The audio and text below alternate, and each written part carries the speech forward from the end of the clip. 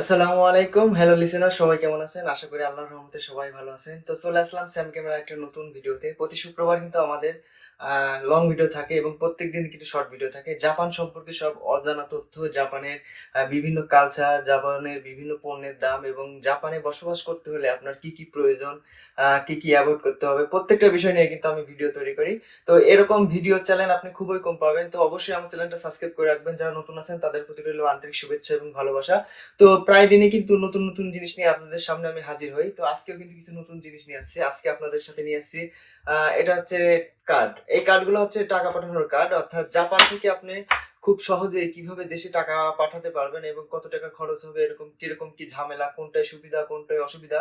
এই জিনিসগুলো কিন্তু আমরা অনেকেই বুঝি না। অনেকেই কিন্তু জাপানে ৫-১০ বছর থাকেন। শুধুমাত্র এক পর্যায়ে টাকা পাঠান আর কি কোনো ওয়ে জানেন না। তো এইভাবে যারা জাপানে নতুন আসবেন তাদের জন্য কিন্তু এই ভিডিওটা অবশ্যই অনেক গুরুত্বপূর্ণ। তো অবশ্যই ফার্স্ট টু লাস্ট যদি আপনি এটা দেখতে পারেন, আপনি অবশ্যই জাপান থেকে খুব সহজে আপনার কোনটা দিয়ে টাকা পাঠালে খুব সহজে এবং খুব তাড়াতাড়ি পৌঁছাবে, প্রত্যেকটা বিষয় কিন্তু আপনি জানতে পারবেন। হ্যাঁ, তো লিসেনার্স, আমার সামনে কিন্তু কয়েকটা কার্ড আছে। এই কার্ডের মাধ্যমে আপনি জাপান থেকে বাংলাদেশে টাকা পাঠাতে পারবেন। এছাড়াও কিন্তু অন্যান্য ওয়েতে টাকা পাঠাতে পারবেন। অর্থাৎ যে হুন্ডি ব্যবসা আছে, অন্যান্য দেশে কিন্তু হুন্ডি আছে। তো জাপানে কিন্তু হুন্ডির সংখ্যা খুবই কম। কিন্তু তারপরেও আপনি যোগাযোগ করলে অনেক জায়গায় খুঁজে পাবেন। তবে আমি বলব সবসময় আপনি নিরাপদভাবে দেশের ব্যাংকের মাধ্যমে টাকা পাঠান। তাহলে কিন্তু আপনার দেশের জন্য এটা লাভবান এবং আপনার টাকাটা কিন্তু একদম সিকিউর ভাবে আপনার দেশে পৌঁছাতে পারবে। তো প্রথমত আমার কাছে কয়েকটা কার্ড আছে। আপনার কার্ড সম্পর্কে আপনাদের একটা ধারণা দিই যে এইগুলো হচ্ছে রেমিটেন্স কার্ড। অর্থাৎ আপনি এই কার্ডগুলোর মাধ্যমে দেশে টাকা পাঠাতে পারবেন। এখানে কিন্তু ৩ টা কোম্পানি আছে। প্রথমত দেখাই, এটা হচ্ছে কিয়োদাই কোম্পানি, এটা হচ্ছে জিআরএফ কোম্পানি, এটা হচ্ছে এসবিআই কোম্পানি। এই প্রত্যেকটা কোম্পানি কিন্তু জাপান থেকে বাংলাদেশে আপনার খুব তাড়াতাড়ি টাকা পাঠায়। তবে এই টাকা যে আপনি পাঠাবেন, তো এটা খেয়াল রাখবেন যে জাপানে যখন আপনি ছুটির দিনে টাকা পাঠাবেন তখন কিন্তু আপনার টাকাটা হচ্ছে যাবে না। অর্থাৎ আপনি শনিবারে যদি টাকা পাঠান, রবিবারে যদি টাকা পাঠান, তাহলে কিন্তু আপনার সোমবারে যাবে। অর্থাৎ আপনার এবং আপনার শুক্রবারে বাংলাদেশ ব্যাংক বন্ধ থাকে। অতএব আপনি যদি শুক্রবার, শনিবার, রবিবার এই ৩ দিনের মধ্যে টাকা পাঠান, তাহলে কিন্তু আপনার টাকাটা চলে যাবে সোমবারের দিন বিকালে। অর্থাৎ একেক কোম্পানি একেক রকম সিস্টেম। অর্থাৎ জাপান থেকে টাকা পাঠালে আপনার একটা জিনিস খেয়াল রাখতে হবে যে জাপানে কবে ছুটি এবং বাংলাদেশে কবে ছুটি। এই জিনিসটা কিন্তু আপনি খেয়াল রাখতে হবে। তো এই কার্ডগুলো আপনি তৈরি করবেন কিভাবে? এই কার্ডগুলো তৈরি করতে একদমই সহজ। আপনার প্রথমত কিন্তু জাপানের যে আবাসিক কার্ডটা আছে সেই আবাসিক কার্ড লাগবে, অর্থাৎ জাইরিও কার্ড যাকে বলি। এবং পাশাপাশি কিন্তু আপনার কিন্তু যে এলাকাতে থাকেন, অর্থাৎ আপনার সেই এলাকার একটা পোস্ট কোড লাগবে। অর্থাৎ আপনাকে যে এই কার্ডগুলো তৈরি করে আপনাকে পাঠাবে, আপনার সেই কোড নাম্বারে পাঠাবে। অর্থাৎ জাপানে কিন্তু পোস্ট বক্সের মাধ্যমে কিন্তু এখনো অনেক কিছু লেনদেন হয় এবং এটা কিন্তু অনেক উন্নত জাপানের মধ্যে। তো এই কার্ডগুলো তৈরি করতে এদের সাথে যোগাযোগ করতে হবে। এদের সাথে কিভাবে যোগাযোগ করবেন? এদের সাথে যোগাযোগ করতে হলে এদের ফেসবুক পেজ আছে।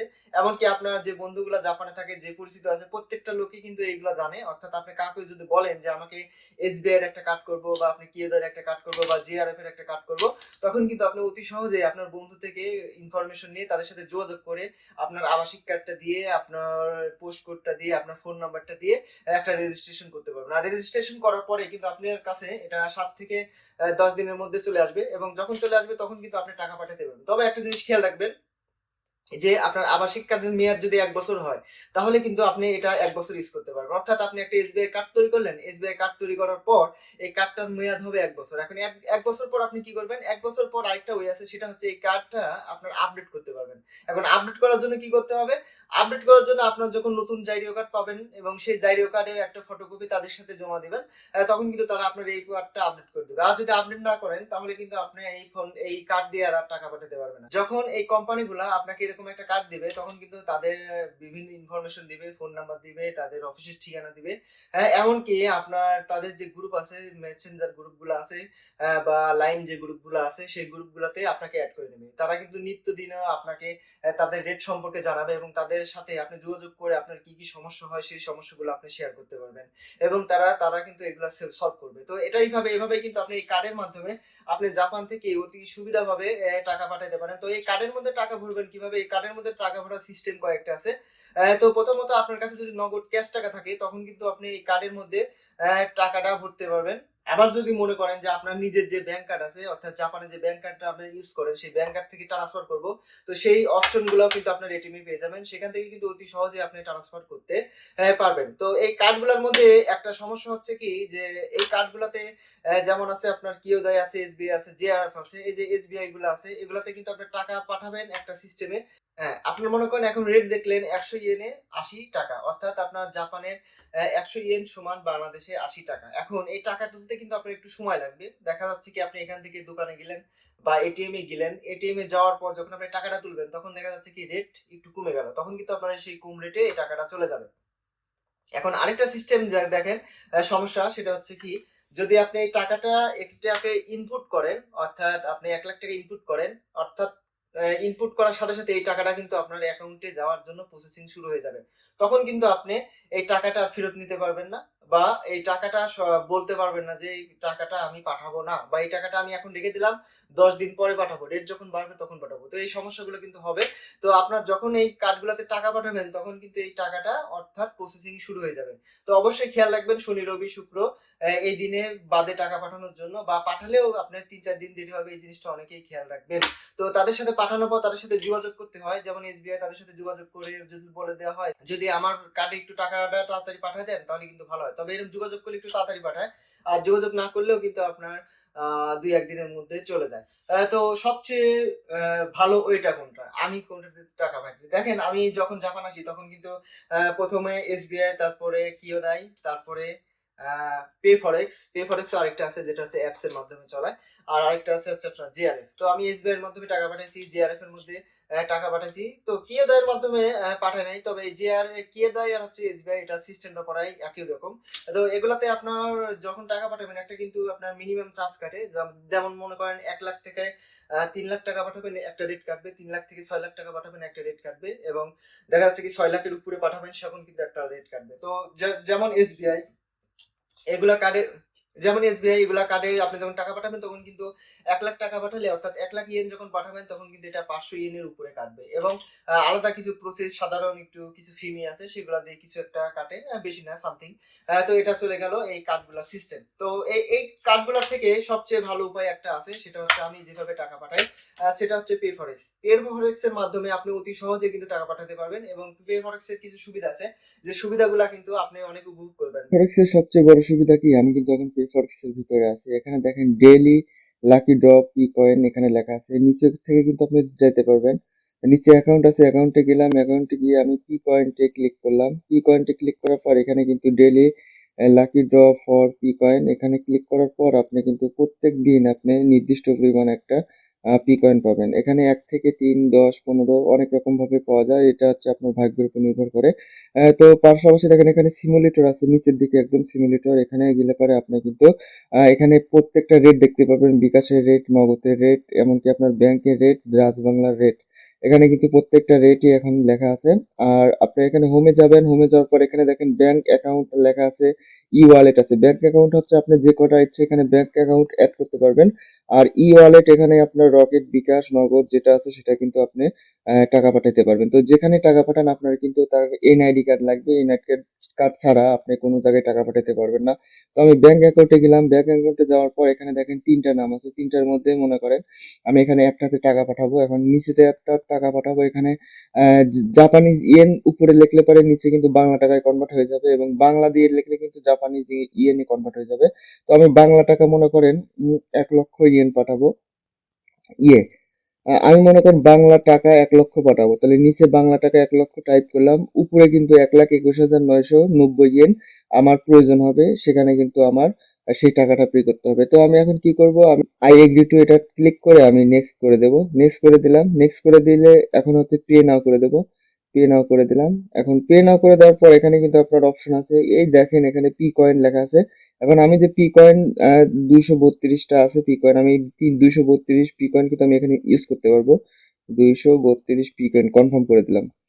এখন ২৩২ পি কয়েন কনফার্ম করার পর নিচের অ্যামাউন্ট থেকে কিন্তু আপনার এই ২৩২ পি কয়েনটা মাইনাস হয়ে গেল।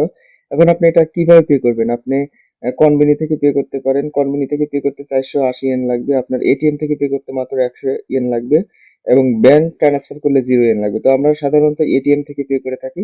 আর যদি আপনার আহ, এই অ্যাকাউন্টের মধ্যে অর্থাৎ পে ফরেক্স যেটা আছে এই অ্যাকাউন্টের মধ্যে আপনার টাকাটা ডিপোজিট করা থাকে তাহলে কিন্তু আপনার ১ পয়সা লাগবে না কারণ সেখান থেকে আপনি পে করতে পারবেন। তো আমি পেইজি এটিএম থেকে পে করবো। এটিএম থেকে পে করার জন্য আমি কনফার্ম পে লিখলাম। এখন আপনার একটা ট্রানজেকশন একটা পাসওয়ার্ড আছে। এই কোড ছাড়া কিন্তু আপনি টাকা পাঠাতে পারবেন না। তো অবশ্যই এই কোডটা অনেক গুরুত্বপূর্ণ। আমি কিন্তু কোডটা পেশ করলাম।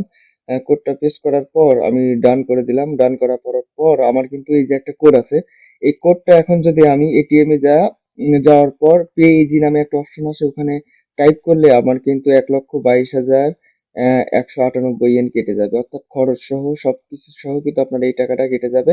এমনকি এইটা আপনি একটা স্ক্রিনশট নিয়ে রাখতে পারেন, অথবা আপনি হোমে যেতে পারেন। হোমে যেয়ে কিন্তু আপনার ট্রানজাকশন হিস্টোরি আছে, ট্রানজাকশন হিস্টোরি দিয়ে কিন্তু আপনার এইটা আবার পুনরায় পেতে পারেন। পেফারেক্স থেকে আপনার টাকাটা যখন দেশে পাঠাবেন তখন কিন্তু এটা এটিএম এর মাধ্যমে আপনি এটা ক্যাশটা ডেলিভারি করতে পারবেন, অর্থাৎ এটিএম এর মাধ্যমে এই টাকাটা আপনার ক্যাশ কার্ড থেকে কেটে নেবে। তো আমি জেপি ব্যাংকের অ্যাকাউন্ট থেকে আপনাদের দেখাবো কিভাবে এটা সম্ভব, অর্থাৎ কিভাবে করা যায়। তো এখানে কিন্তু পে ইজি অপশনটা আছে, তো আপনি পে ইজি অপশনটা প্রথমে ক্লিক করবেন। তো পে ইজি অপশনে ক্লিক করলে আপনার কিন্তু এরকম একটা অপশন আসবে। তো আমি আবার টিপ দিলাম। এখানে আপনার আমার ডিসপ্লেতে যে বানগোটা দেখতেছেন সেটা আপনাদের এখন টাইপ করব। তো প্রথমে কিন্তু আমি 858021 চাপলাম, পরবর্তীতে কাকুনিন বটমে চাপলাম।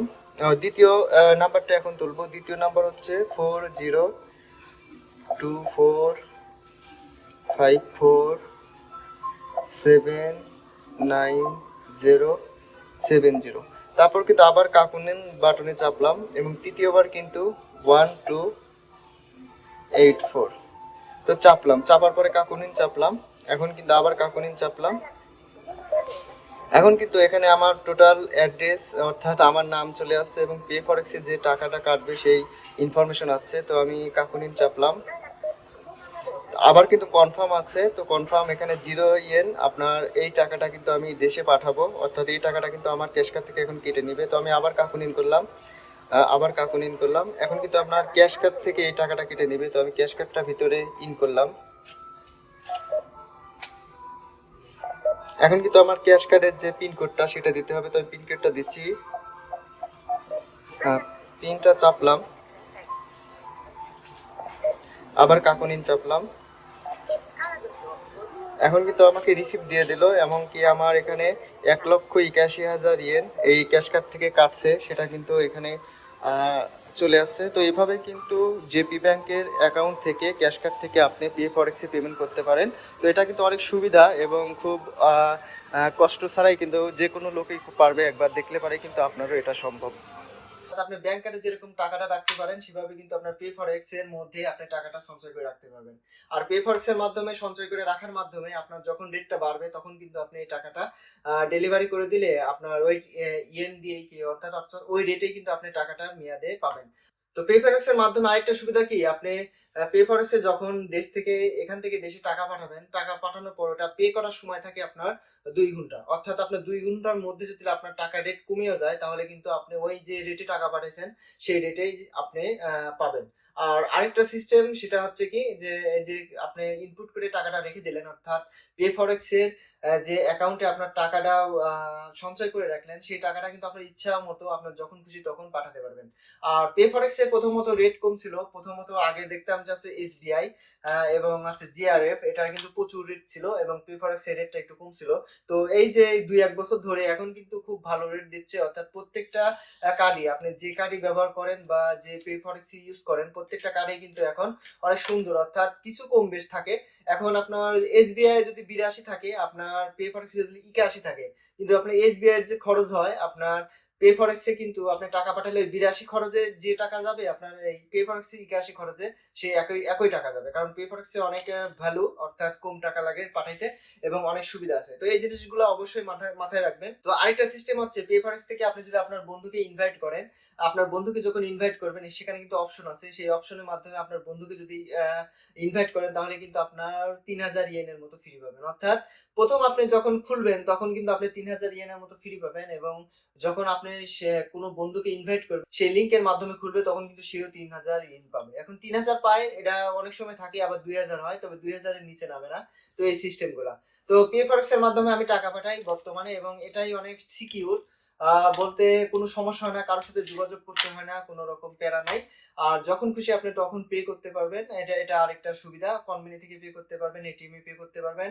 এমনকি আপনি যদি টাকা ভিতরে সঞ্চয় করে রাখেন তাহলে আপনি যে কোনো টাইমে পাঠাতে পারবেন, যে কোনো রেটে পাঠাতে পারবেন। এবং কি আপনার রকেট, বিকাশ এবং অন্যান্য যে ওয়েটা আছে বাংলাদেশে, ডাচ বাংলা, প্রত্যেকটা জায়গাতে কিন্তু এই পেফরেক্স এর মাধ্যমে পাঠানো যায়। এটা অনেক সুবিধাবাদী এবং অনেক সুন্দর। আপনি জাপান থেকে টাকা পাঠানোর সুন্দর ওয়ে। তো এই কার্ডগুলা তৈরি করার নিয়মগুলো তো আপনাকে বলছি, অবশ্যই সেইভাবে আপনি তৈরি করতে পারেন। আর যদি না তৈরি করেন তাহলে কিন্তু পে ফরেক্স অ্যাপসটা আছে, অ্যাপসটা ইনস্টল করে নেবেন। ইনস্টল করার পর আপনি নিজে নিজেই কিন্তু আপনি সেই পে ফরেক্স অ্যাকাউন্টটা খুলতে পারবেন। তো পে ফরেক্স অ্যাকাউন্ট খুলতে হলে আপনার কি কি লাগবে? পে ফরেক্স অ্যাকাউন্ট খুলতে লাগলে আপনার লাগবে হচ্ছে নিজের যে আবাসিক কার্ডটা অর্থাৎ জাইরিও কার্ড, পাশাপাশি আপনার মাই নম্বর কার্ডের কার্ড লাগবে, অথবা কার্ড কার্ড আবেদন করার সময় যে একটা কাগজ পাবেন সেই কাগজটা লাগবে, যে কোনো একটা হলেই হবে। আর পাশাপাশি আরেকটা জিনিস মনে রাখবেন, জাপান থেকে আপনি যেভাবে টাকা পাঠান, আপনার যার কাছে টাকা পাঠান তার কিন্তু আপনার এনআইডি কার্ডটা লাগবে। অর্থাৎ আপনার এনআইডি, তার এনআইডি কার্ড ছাড়া কারোর কাছে টাকা পাঠাতে পারবেন না। অর্থাৎ বাংলাদেশ ব্যাংকে যদি টাকা পাঠান তাহলে কিন্তু সেই ব্যাংক অ্যাকাউন্ট থাকলে শুধু হবে না, সেই ব্যাংক অ্যাকাউন্ট থাকা সেই ব্যক্তির পাশাপাশি আপনার এনআইডি কার্ডটা লাগবে। এই এনআইডি কার্ডের আপনার যখন ফটো সেখানে সাবমিট করবেন তারপরে কিন্তু টাকাটা আপনি সেখানে পাঠাতে পারবেন। আর আরেকটা সিস্টেম পে ফরেক্সের, সেটা সুন্দর সিস্টেম, সেটা হচ্ছে কি আপনার এটার সাথে তুলনা করি, মনে করেন যে এটা আমি শুধুমাত্র একজনকে টাকা পাঠাতে পারবো। অর্থাৎ এখানে আমার বাবার নামে মনে করেন যে এই কার্ডটা করা, অর্থাৎ আমার বাবার অ্যাকাউন্টের নামে এই কার্ডটা করা, তার মানে আমি কার্ডে টাকা তুললে শুধুমাত্র কিন্তু আমার বাবার অ্যাকাউন্টে টাকা পাঠাতে পারবো। আর পে ফরেক্স এর মধ্যে আপনি যখন বিভিন্ন আহ, লোকজনের কাছে টাকা পাঠাবেন, হচ্ছে বাবার কাছে পাঠাবেন, ওয়াইফের কাছে পাঠাবেন, আপনার ভাইয়ের কাছে পাঠাবেন, প্রত্যেকটা জন্য কিন্তু আলাদা আলাদা বেনিফিশিয়ার আছে। তখন কিন্তু আপনি সেই বেনিফিশিয়ার গুলো অ্যাড করতে পারবেন এবং আপনার যখন ইচ্ছা যার কাছে ইচ্ছা তার কাছে টাকা পাঠাতে পারবেন। তো এই জন্য জাপানের মধ্যে আমার মনে হয় কি সবচেয়ে সুন্দর পেফারেক্স এর যে অ্যাপসটা, সেটা কিন্তু আপনি খুব সহজে ও খুব অল্প খরচে আপনি টাকা পাঠাতে পারবেন এবং যাকে খুশি রকেটে, বিকাশে, এমনকি আপনার বিভিন্ন অ্যাকাউন্টে টাকা পাঠাতে পারবেন। তবে যার কাছে টাকা পাঠান তার কিন্তু প্রথমত একটা এনআইডি কার্ড সাবমিট করা লাগবে। তো এনআইডি কার্ড কিন্তু একবার সাবমিট করা লাগে, আর একবার সাবমিট করার পর পরবর্তীতে কিন্তু আপনার এনআইডি কার্ড লাগবে না। তখন কিন্তু আপনার রেগুলারলি এই যে পে ফরেক্স অ্যাপস আছে সেই অ্যাপস এর মাধ্যমে আপনি পাঠাতে পারবেন। তো পে ফরেক্স এর যে অ্যাপসটা আছে এই অ্যাপসটা কিন্তু অনেক সুন্দর, তারা কিন্তু নিয়মিত আপডেট দেয় এবং আপনার নিয়মিত যে তথ্যগুলো সেখান থেকে পেয়ে যাবেন। আর রেট তো আপনি সবসময় দেখতে পারবেন। আর পাশাপাশি আপনার ইচ্ছা মতো যখন যখন টাকা পাঠাতে পারবেন। এই জন্য আমার কাছে পে ফরেক্সটা ভালো লাগে। আর আপনারা যা জাপানে আসবেন তারা কিন্তু অবশ্যই একটা পে ফরেক্স খুলে রাখবেন। তো আমি ডিসক্রিপশন বক্সে লিংকটা দিয়ে রাখবো, এই লিংক থেকে আপনারা খুলে নিতে পারেন। এই লিংক থেকে যদি আপনারা খোলেন তাহলে কিন্তু আপনারা 3000 ইয়েন পাবেন। এবং যদি না বোঝেন তাহলে আমাকে অবশ্যই ফেসবুক মেসেঞ্জারে আমাকে মেসেজ দিবেন, আমি আপনাদেরকে হেল্প করবো এই বিষয়ে। শুধু এই বিষয় না, আপনার জাপান সম্পর্কে বিভিন্ন তথ্য এবং জাপানের বিভিন্ন ভিসা সম্পর্কে যদি আমার জানা থাকে অবশ্যই আপনাদের আমি জানাবো।